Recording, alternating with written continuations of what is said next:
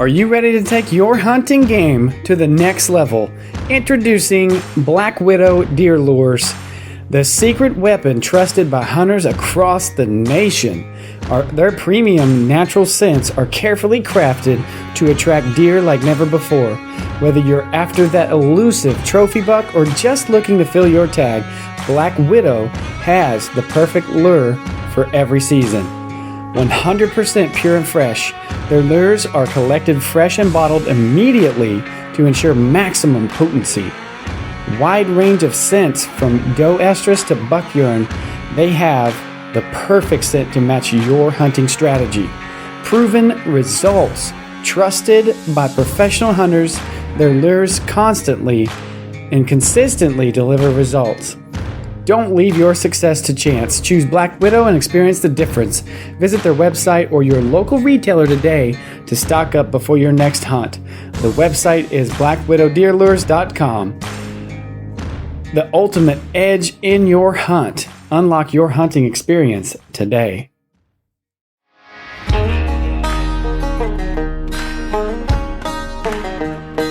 Welcome to Joshua 2415 Outdoors, proudly in partnership with Christian Bow Hunters of America.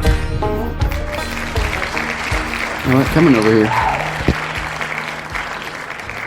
Nice. Serene. Yes, we're rolling. Well, it's just, especially with me not being at work right now, I really look forward to the Thursday mornings when you get off and you come over here and we podcast and shoot, or you shoot. It's really, emotionally, it's really helped me. I look forward to it as well. I don't look forward to walking into all these spider webs. Well, I save those for you. But other than that, I've got the spiders trained to put their webs above 5'8.5".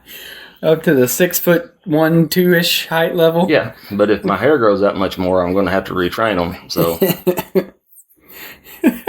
So we got you're set up and ready, shooting really good this morning, and then you got the stuff to set your son up. Yep. I'm sure as eager, as Josiah is about doing anything in the outdoors with you, he's going to end up making an amazing outdoorsman. I think so. I mean, they're all interested, but he's got the most interest thus far. And it may come and go, And that's fine. They don't have to want to do it with me, any of them. It doesn't make a difference to me. I mean, it's great if they do. I would love for them to get in the outdoors, but it's not like you have to do it or I don't love you. That's not. And that's where a lot of men make a mistake. They force their kids into the outdoors, and they end up having a bad experience to start with, where it's not fun or they're bored or something. Yeah. And then, it kills the whole thing, the whole idea. They may never want to try again because of that. And I don't want that to be the case. Absolutely not. Let me, let's just jump right in there. Welcome back, everybody. Hey, we got us another episode here. I think you actually knew I was recording that time for the most part. Yeah, I'm going to try to not be so stupid. It's not that you're stupid. It's just that I intentionally sneak it in there on you. I hit that record button and you just go talking, and I don't tell you that we've started until I feel like it's necessary. Well, and I get that element of surprise that we talked about. I like to talk to you. One of the big things is I like to talk. That's a problem. That's not a problem at all. That's what a podcast is. And here we are in another episode, bringing it to you. I hope everybody's doing well today.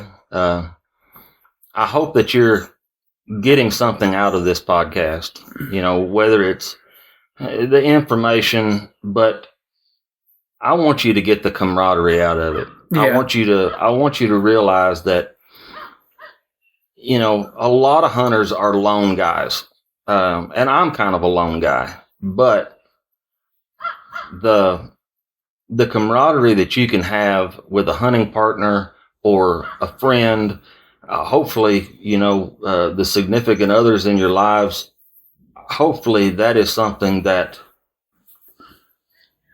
adds to instead of tears down. I really, whenever I know you're coming over here on Thursday morning, I mean, it's the only reason in the world I'm getting up at 15 minutes to 5. Yeah. But I love knowing that you're coming and we get to share this time together. And it's camaraderie. Yeah. I mean, it's something that I really look forward to each week. And at this time in my life, I really need this. Yeah.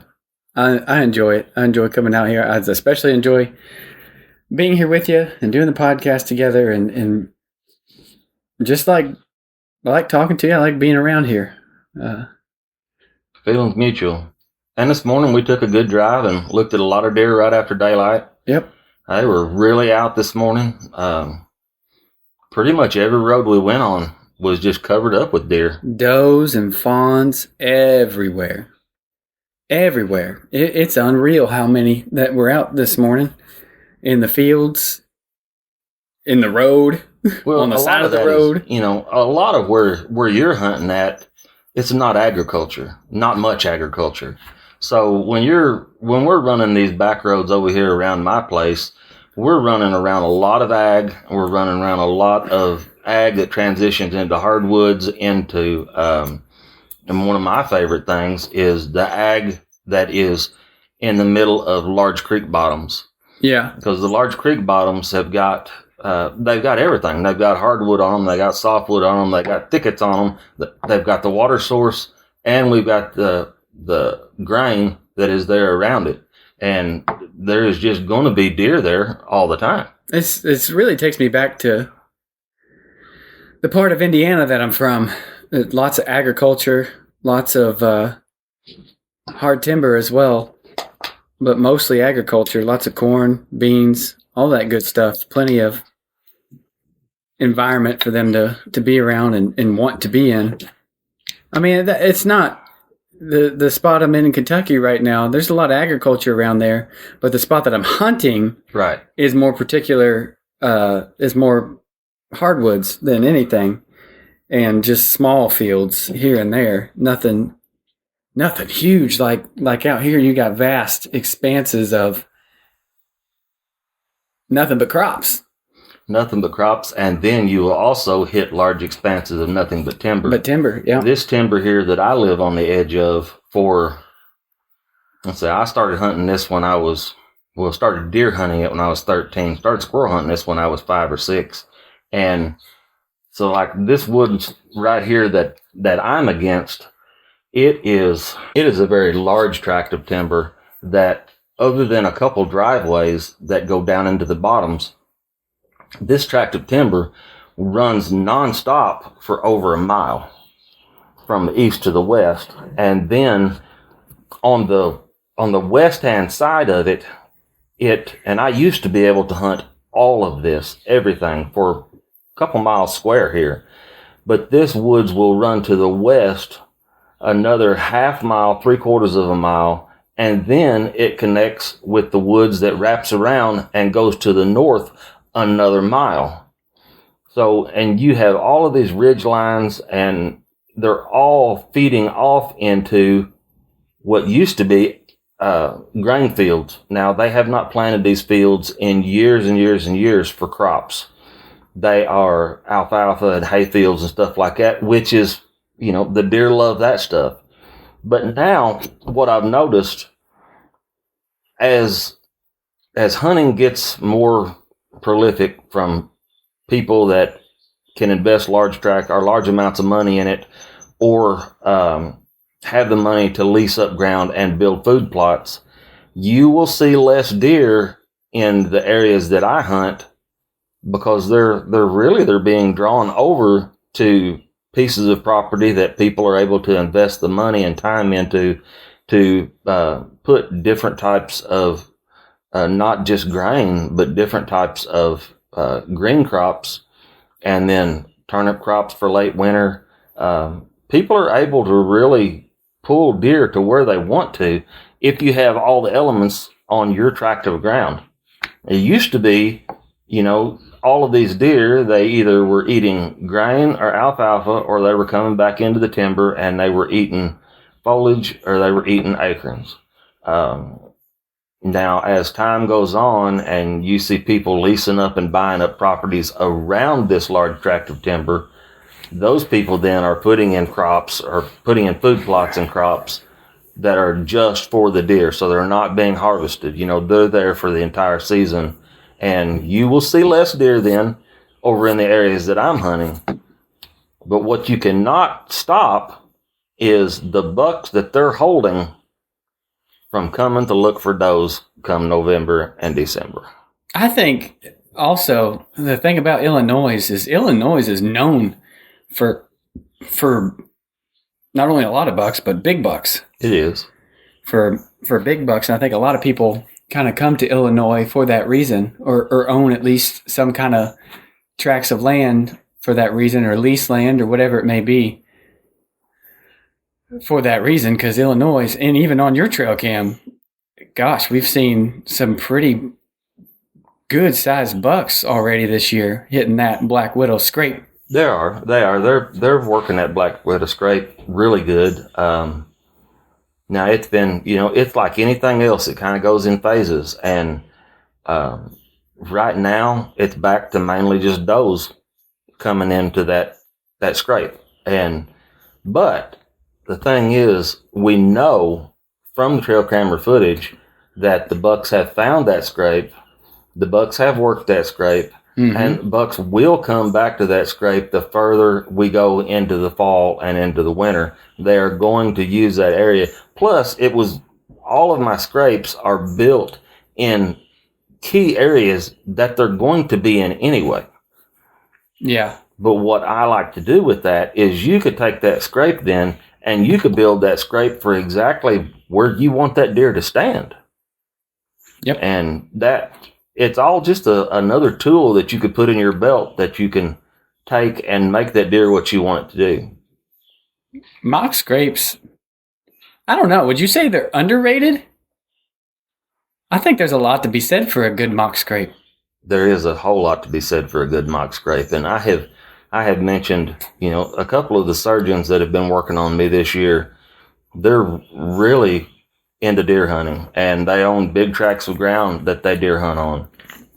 And I have shown them pictures of the deer that are coming to this mock scrape, this one particular mock scrape, and they were blown away. They were acting like they had no clue that you could even do that. And at this day and time, I really felt like most people knew that. Even back when I first started hunting, I heard people talking about mock scrapes back then. And what everybody said back then, you go into a spot, you kick out the leaves, you pee in it yourself, and the deer will take it over. And they will. But after a certain amount of time, urine is just urine. That's gosh, I've from the time I started hunting, when I began in high school, I'd always heard that you don't pee out in the woods or that'll scare away the deer. Well, daggone it, one day out hunting, the first doe that I shot, I had just peed 5 minutes before she came in. It doesn't matter. I think that's a myth. Well, yes and no. Now, myth or not, anybody that hunts with me is going to have a pee bottle. I'm not going to pee out of my stand, and nobody that goes with me is going to pee out of that stand. Okay, it looked like a tree house almost. It was on my buddy's property, or his aunt's property, and they had this makeshift blind up in this tree. It wasn't really covered. It was basically like a platform, and I'd peed down the side of that tree. I had to go so bad. I said, screw it. I wasn't seeing anything. I thought, well, I might as well go and let her rip. And sure enough, I swear to you, 5 minutes later, at least, maybe shorter than that, this doe comes in within 30 yards, and I got my shot on her. Okay, now here's another thing to think about, though. If the wind was not blowing straight toward her, she wasn't smelling that urine anyway. Honestly, I don't know where the wind was blowing. I wasn't tracking it. I was new to hunting anyways. I'm very particular about, especially about peeing out of the stand I'm in. I mean, yeah, there's going to be emergencies. The older I get, sometimes you end up with a full bottle and you've got no choice. Well, furthermore, to that end, if the wind is in your favor, why not? I just don't want to leave that scent there. I just do not. And the main reason that I don't is because if you pee out of that stand, you're pinpointing that tree. Now I will. If I'm in the stand and I have to go, I've peed. But like, for example, when I went out there that morning to set my mock scrapes and set up my cameras, I had to pee and I wouldn't pee. I wasn't going to leave my pee at that point because I'm on the ground. I'm just setting mock scrapes. I didn't feel that it was necessary. Right. But if I have to go, I'm not going to hold it. Well, you think about it.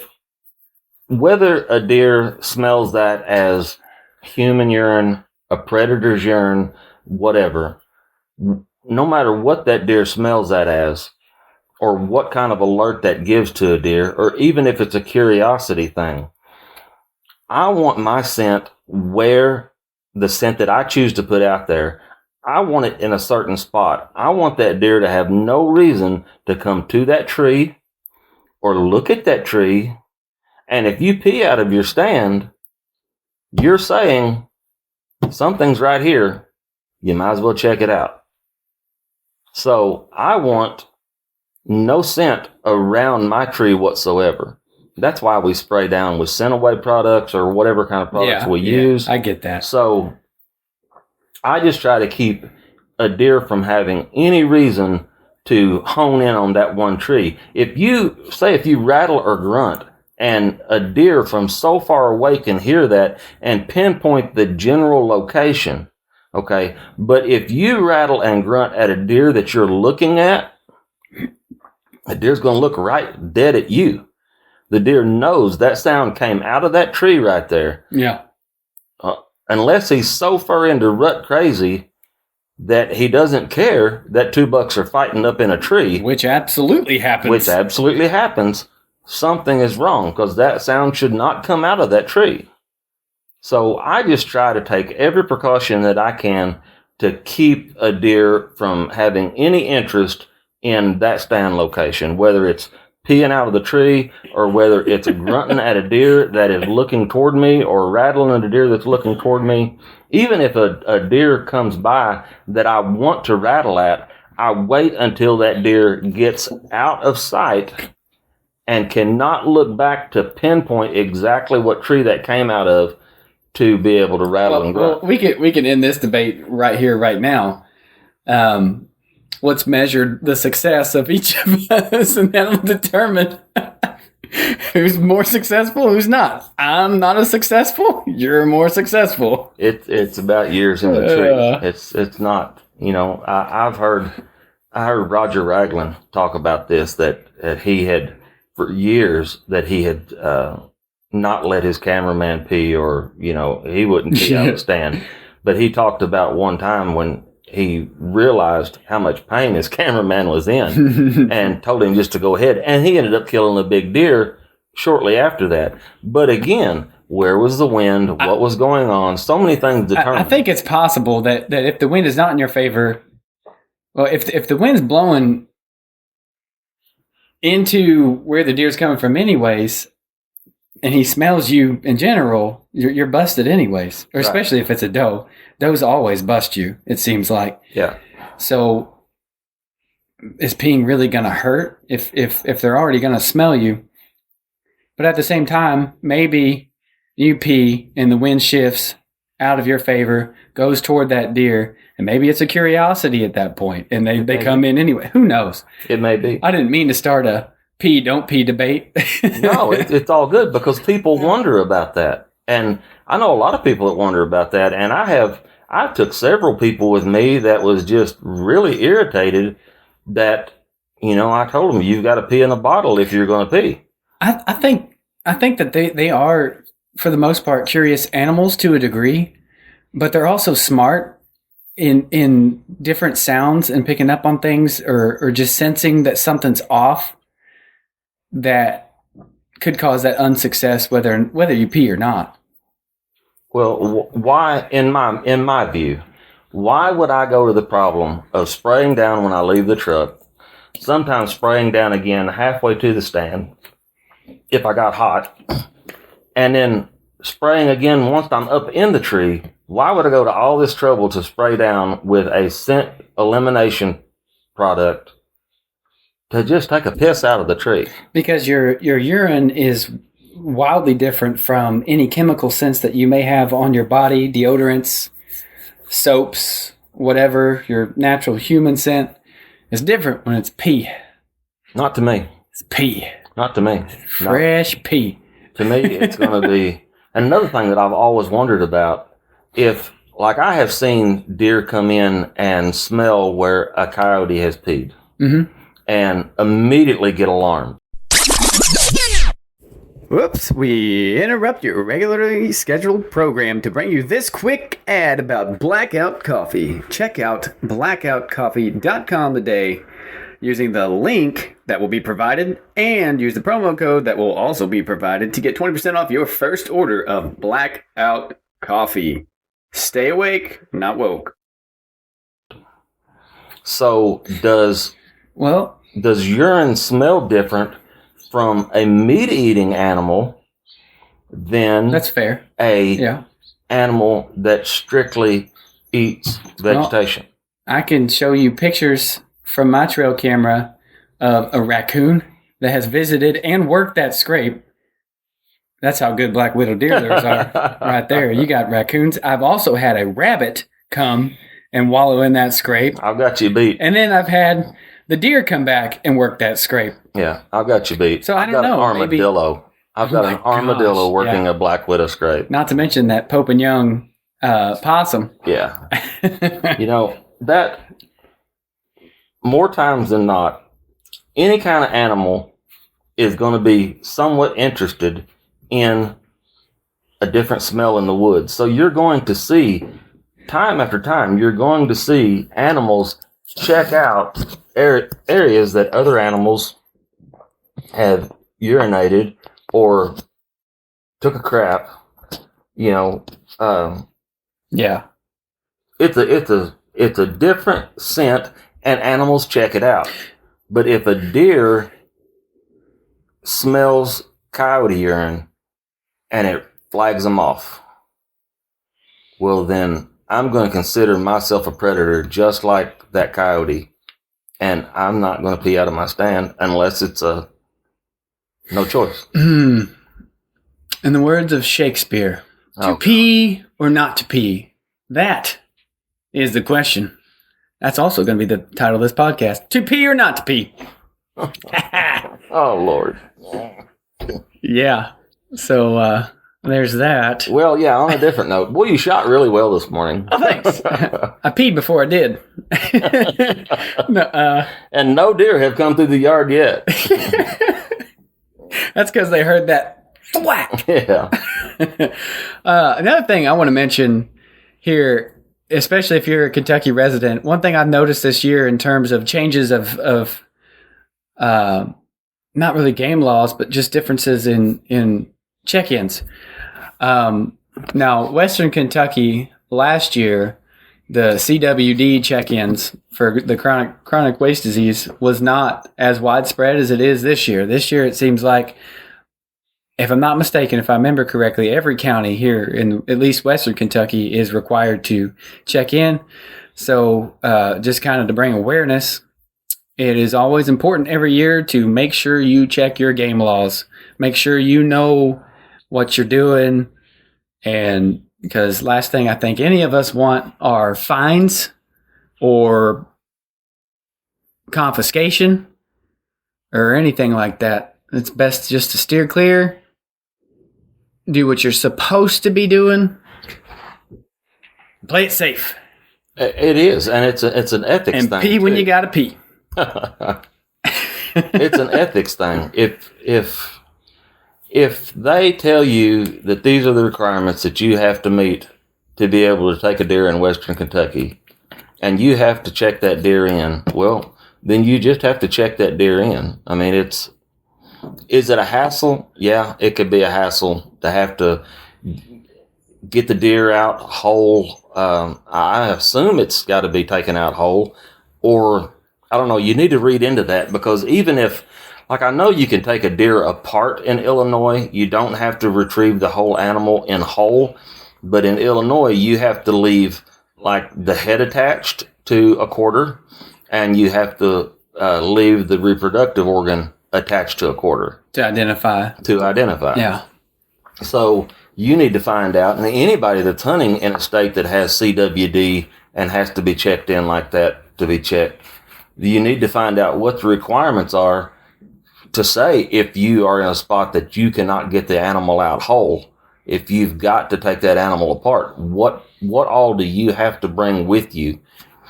Since CWD, I think it affects the brain, so I'm assuming that they would need the head. This is also 2024. If you want to identify that buck as a doe, you probably could, and that would be just fine, or vice versa. I'm betting. Okay, maybe we won't be controversial in this one. And screwed up as Illinois is, that's the one they'd get you on right there. I mean, you can do it as humans, but you can't do it for deer. No, or anything else, really. No, just as humans. As humans. Which is ridiculous. But, it's always better to be safe. And it's always, you may have hunted, like this will be my 42nd year, I think, bow hunting. And I may think, well, I know all of the rules because I've done it for 42 years. All it takes is them changing one thing and you not making yourself aware of it, and you just broke the law or could break the law and get fines imposed on you, lose your hunting privileges. But if nothing else, make an unethical decision. The game warden can break you down way more than a state police officer can. They have far more power. Yeah, and I don't want to break the law. Exactly. I don't want to do anything that could. Years ago it was just me hunting for meat for the family, but now if I did something wrong now and got caught, in everything I do, I'm trying to represent God. I'm trying to represent the kingdom, and the last thing that I need to do is something misrepresent the kingdom of God. Absolutely.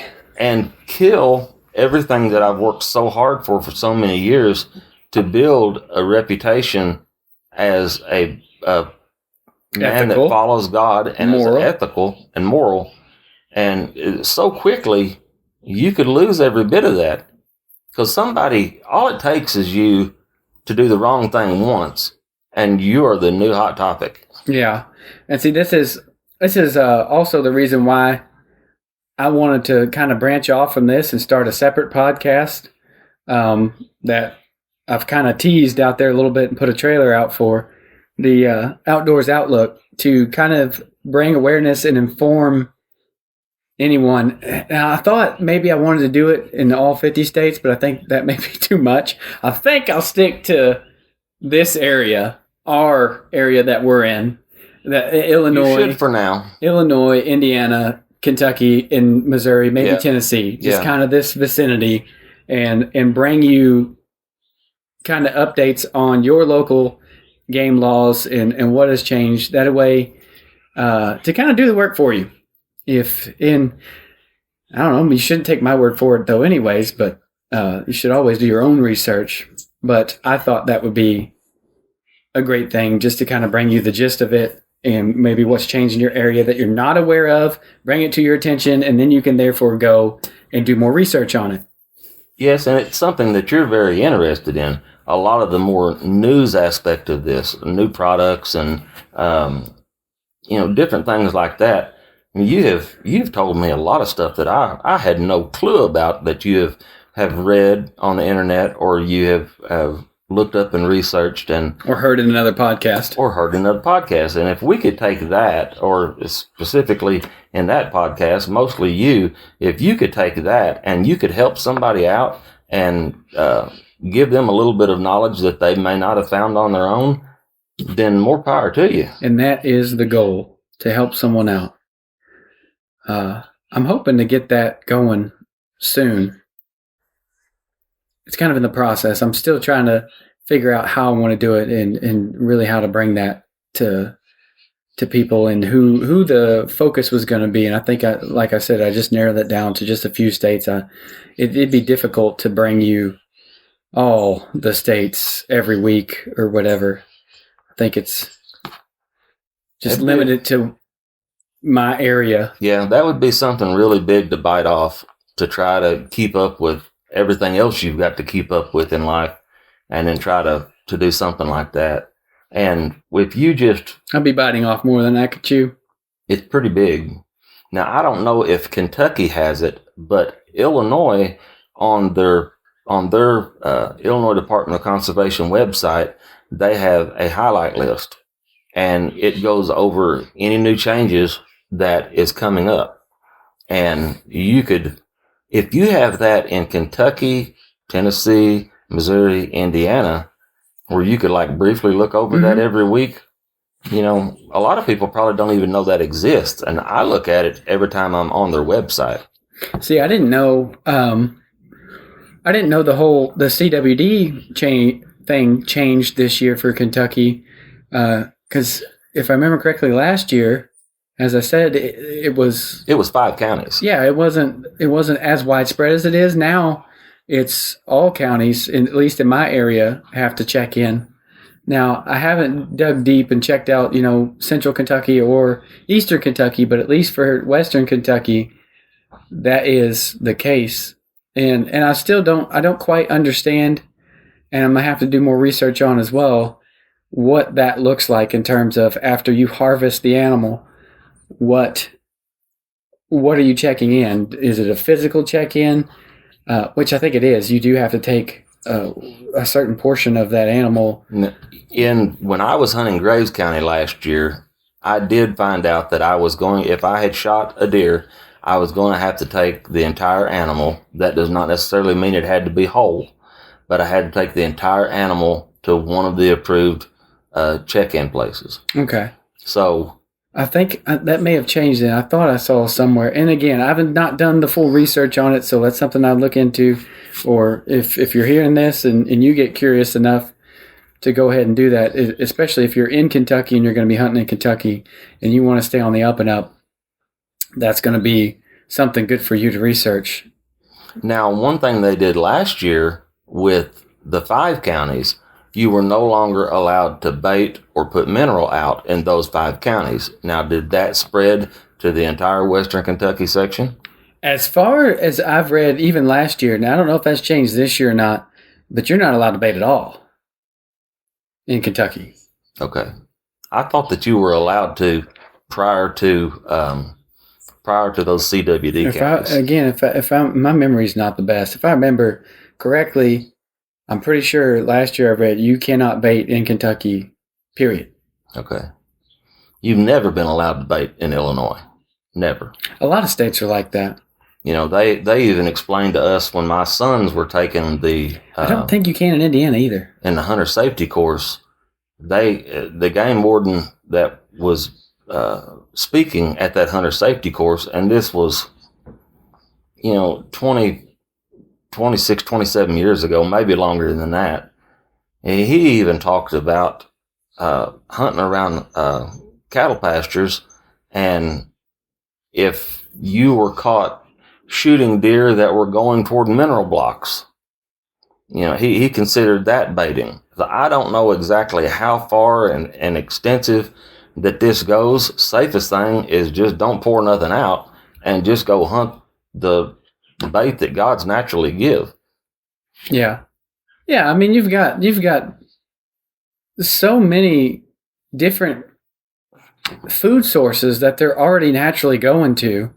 Whether you walk into the woods and you've got oak trees everywhere, you got acorns on the ground. You go out to the edge of a field, a bean field or a cornfield or whatever, even a lot of public ground. Again, I don't know about other states, but I know in Kentucky, and particularly where I hunt in the Clarks River Refuge, there are fields around the hardwooded areas that are a part of that public land that you can hunt the edges of or hunt in, whichever. So they've got tons of food, natural food sources that they're already going to go to. Again, you just got to, it's one of those things, you got to do your own research, get out there, put in the work, get your boots on the ground, go see where they're going, get your cameras out, get your mock scrape set, and you can bring them right to where you want them anyways. That's exactly right. I mean, you've got to use everything that's in your arsenal. You use the lay of the land, you use the wind, you use everything to go out there and ethically try to take an animal. And it's, I'm not saying it's easy, but it's there. If you will spend the time with your boots on the ground to find the acorn trees that they're hitting this week, you know, and next week they may shift off to different ones, but you've got to be able to find, recognize, and set up on what the deer are on right now to be able to hunt it. It does no good to go set up everything on what you think is going to happen. You have to set up on where the deer are going to be, or you're just going to sit in the woods. Absolutely. Do not sleep on the mock scrape. I'm telling you, I've seen time and time again, if you watch any hunting show, they are setting up mock scrapes. A lot of them are setting up mock scrapes, and they're getting results. But with that said, the thing, one thing I've noted in making content and us filming our hunts and all that, is, and again, when you watch other hunters and you see their videos, especially the guys that are getting big deer, if you're that person that wants the big deer, the unfortunate side of filming is you don't get necessarily all of what goes into that build up to where you have that big deer that, 170, 180, 190, even 200 plus deer in front of you. A lot of the time you don't get to see the work, the absolute work that went into finding where that deer even was, bringing them to your scrape, building the scrapes, putting up the stands, however many locations you got. Some people have multiple locations that they're fortunate enough to have. I know you, for example, you have different locations you can go to. You've got lock-on stands. You've got, you're limited this year, but in the past you've had multiple different areas you can go to. And even with public land, there's so many opportunities that I have, even because I don't have private land that I have access to at the moment. So I'm specifically public land, but there's so many opportunities. And if you go and you take the time, you put in the work, you have the opportunity to find those deer that you are seeing these guys on these shows shoot. If that's what you're looking for. Yeah, the only thing that's stopping you is you. Exactly. That's it. It's the amount of effort you're willing to put into it, especially with all right, you've got my climber for the winter because I definitely cannot climb. Thank you. In a tree. I like it. Summit Goliath. And there is nothing that I would rather do than go into a tract of timber with that Summit on my back and go until I find the freshest sign and get up. And I mean, it may put you walking half the day, but when you find that perfect sign that just screams, get up right here, that's with all the mobile hunter stuff where people are hunting off platforms and stuff like that, or in tree saddles. Well, the mobile hunter has been around forever with guys that were using climbers or guys that hunt off the ground. They've made a big deal out of these, the saddle hunters and everything, but yeah, it's lightweight and it lets you get to these places and go ahead and get up. But a good climbing stand does the same thing. You could take a climbing stand and you can go. Now, it does limit you on the tree that you can get in, But as long as you carry a good handsaw with you to be able to trim a tree to where you can get up it, you could hunt just about anywhere off of a good quality climbing stand. Yeah, absolutely. And I think also that goes back to what you've talked about with me before. I don't remember if we talked about it on podcast or not, but a lot of the places you've went to, yeah, we have. I think one of the beginner's guides, because you talk about what you do when you go to a place, especially one that you're unfamiliar with. You will go and you will search, and you will get your boots on the ground, go in that timber, go in that field, wherever you're at, and go find the sign. Yeah. And then you work from that. You build off that. You figure out where are the rubs, where are the scrapes, where are the tracks, where are all these things that tell you that's where the deer are. And then you build off that. Then you go and you go even further. Okay, where are they going? Where are they coming from? Where are they potentially bedding down at? And then you go find a thicket or whatever is around the area that you feel like they're going to be bedded down in. You simply, it's like anything in life. You want to get big and strong. You got to work out. You got to put in the work. It doesn't just happen. You want to go find that big deer. You want to find any deer, really. You got to put in the work. You have to do that. You have to go put in the work. It can be hard work, but it also can come easily, I guess, you know? Well, and I mean, anything in life that is worthwhile is worth it's never putting easy. the work into it. Yeah, it's difficult. Like if you're the hunter that wants to find that big deer is a big deer because it's a smart deer. It knows how to evade predators. That's why it's still alive. That's right. So you've got to outsmart it. You've got to get out there. You've got to go figure out its patterns. And that takes time. You see guys for years chasing down. They have a story with that deer because it's difficult. They spend season after season figuring out the patterns. Where's his summer location? Where's he at in the winter?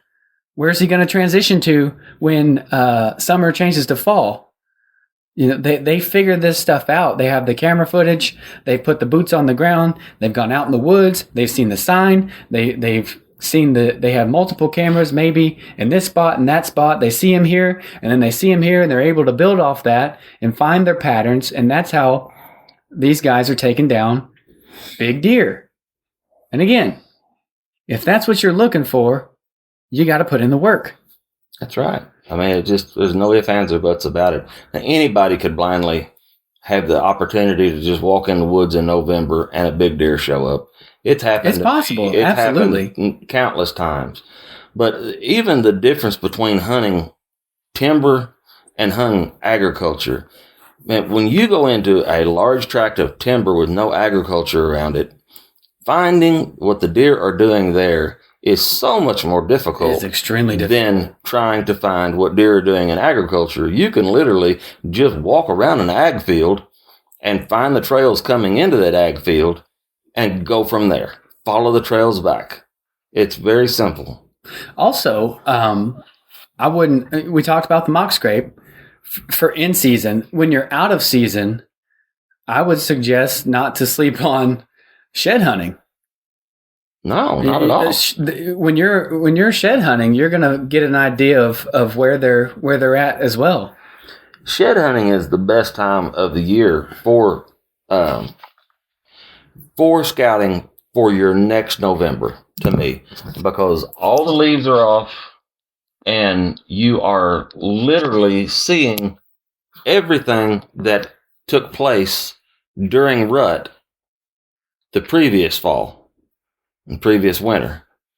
So you can literally take that and just transpose that to the next year to know basically if that buck's still alive, where he is going to be at and what he's going to be doing come November if he doesn't get killed. Yeah. You know, they're going to, the main thing is if you're wanting to hunt bucks, you got to hunt the does. Yeah, they're going to follow the does for sure. Now, early season, that's not the case. Early season, you can get on a buck's. They're still in their bachelor groups. Yeah, they're still in their bachelor groups.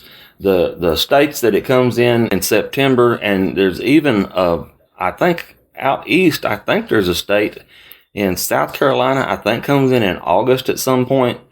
But those hunts in August and September, especially the early part of it, those bucks are still soft horned, and they are in bachelor groups. They're still on the beans and the corn and wherever, like that. And you're hunting specifically those bucks.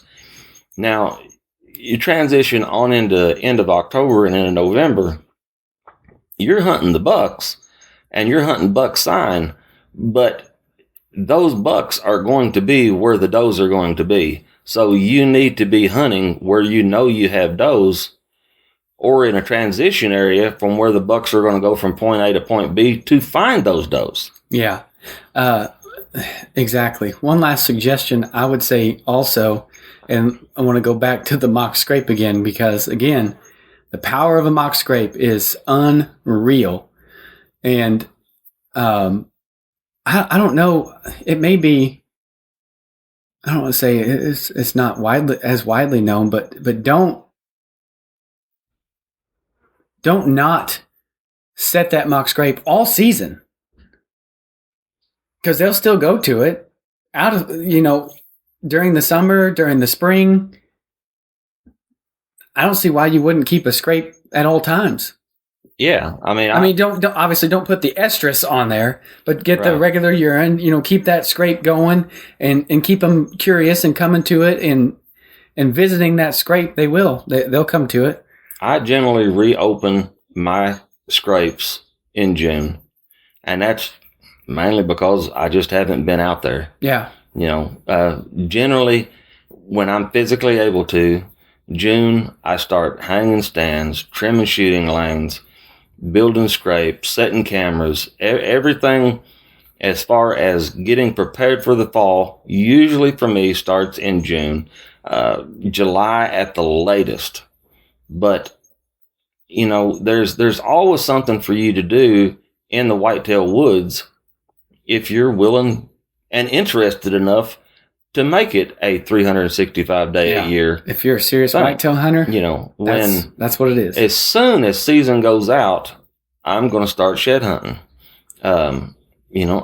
It killed me this last spring, to not be able to shed hunt because I was having so much trouble walking. I'm wondering what next spring is going to look like because of the knee replacements that are coming. Yeah. This last year was the first time that I can remember in my adult life not finding one shed antler. And it was quite depressing. We'll get you, we'll set you up with a wheelchair and put the off-road tires on it. And I'll just push you out there and we'll go find sheds. We could do that. Anyways, I think it's about time to wrap this one up. You look tired. I'm tired. We're 46 minutes in. You got anything else you want to add? No, just as you do go out this year, whether you're already into season or your season's coming in October like mine is, I want you to go out there, and I want you to go out there and look for more than just deer. Absolutely. I want you to go and look for an encounter with the Creator. I got chills because I knew where you're going with that. The Creator made all of this for us to enjoy. Absolutely. And there is no size buck, no size doe that can make that experience anything greater than just meeting with God that's out there. And He's out there waiting on. He's wherever you are waiting on you. But I find my closest times to God out there sitting in a tree. And serenity. If an animal is being able to be taken during that time, that's just icing on the cake. But the whole experience is so much more to me than just taking the animal. So that's what I want to encourage everybody to do. Go out there looking for an encounter with God. Take your Bible, take your phone that you can get to scripture on it. Read through Proverbs for whatever day that it is. If it's the first day of the month, read chapter 1 of Proverbs. Go through and ask God to speak to you while you're in that tree. And not only will he teach you more about the whitetail, more about the woods, more about the wildlife and creation, he will teach you more about yourself than you ever knew was possible. Man, that's it. Yeah, that's all I got. I saw that coming. That was good. I'm glad you liked it. Anyways, all right, we'll wrap it up there. Thank you all once again for listening to another episode of Joshua 2415 Outdoors. God bless you. We'll catch you in the next one. God bless you.